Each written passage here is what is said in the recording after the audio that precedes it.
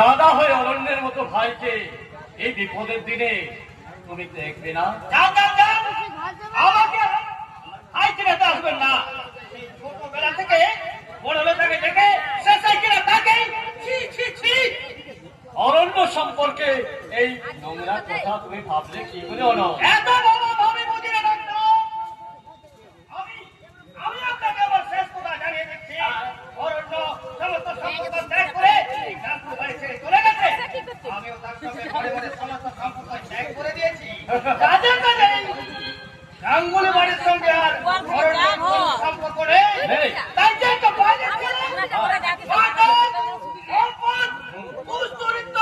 অপহরণকারী তাকে হাজার থেকে ছাড়ানোর জন্য এই গাঙ্গুলি বাড়ি একেবারে খুলবে না, খুলবে না, খুলবে না।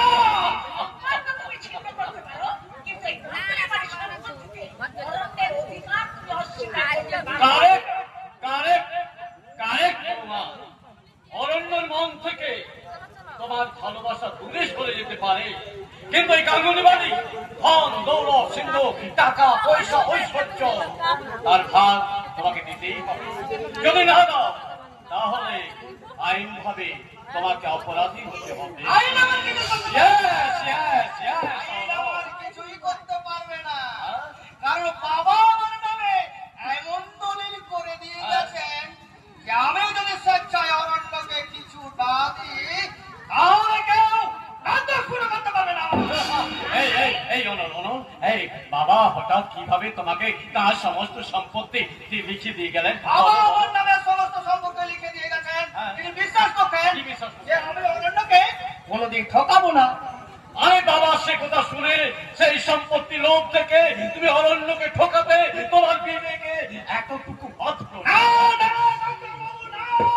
আমার বিবেকে কিছুতেই পারছে না, কারণ সে আমাকে আগে ঠকিয়েছে। তোমাকে কি ঠকিয়েছে তোমাকে?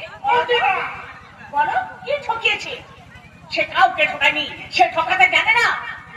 বেশ, ভাইয়ের সম্পত্তি ঠকিয়ে তুমি যদি আনন্দ পেতে চাও পাও, কিন্তু আমিও তাকে আর জেলের ভাত খেতে দেব না। ডাক্তার বাবু, আপনি উকিল ঠিক করুন। আমি যদি তা করতে পারতাম তাহলে অরণ্যের কাছে এইভাবে দাঁড়িয়ে দাঁড়িয়ে আমি ধর্ণা দিতাম না, জোরহাট করতাম না, অনুরোধ করতাম না। তুমি অরণ্যকে ভালোবাসো আমার তো সে সঙ্গতি নেই মা।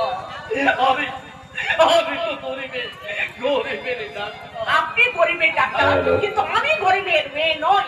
বাপের বাড়ি থেকে এখন আমি মাসে মাসে হাত খরচা পাই, আর অরণ্যের আবদার এতকাল আমি মিটিয়ে এসেছি এই গাঙ্গুলি বাড়ির সিন্ধুক খুলে নয়, আর বাপের বাড়ি থেকে আসা সেই হাত খরচের টাকায়।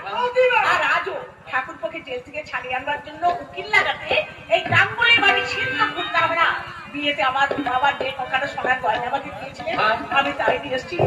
আপনি তাই দিয়ে উকিল ঠিক করুন ডাক্তার বাবু, ঠাকুরপোকে ফিরিয়ে আনুন। তুমি জানতে চাইছিলে না তোমার সোহাগের ওই আদরের দেহ আমাকে কি ঠকেছে? কান খুলে শুনে রাখো বড় বউ, তোমার ওই আদরের দেহ আমাকে ঠকিয়ে আমার কাছ থেকে তোমায় কেড়ে নিয়ে যাবো।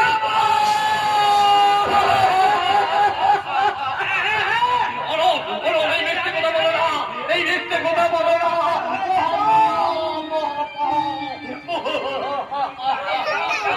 তুমি অরণ্যের সঙ্গে কষ্ট হয়ে গেছে বড় বউ।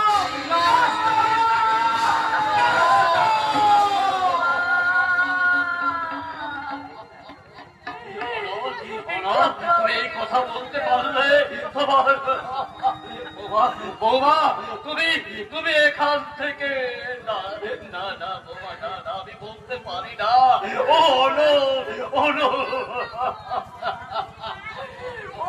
ভগবান, এরপরেও তুমি আমাকে বাঁচিয়ে রাখবে। লিখো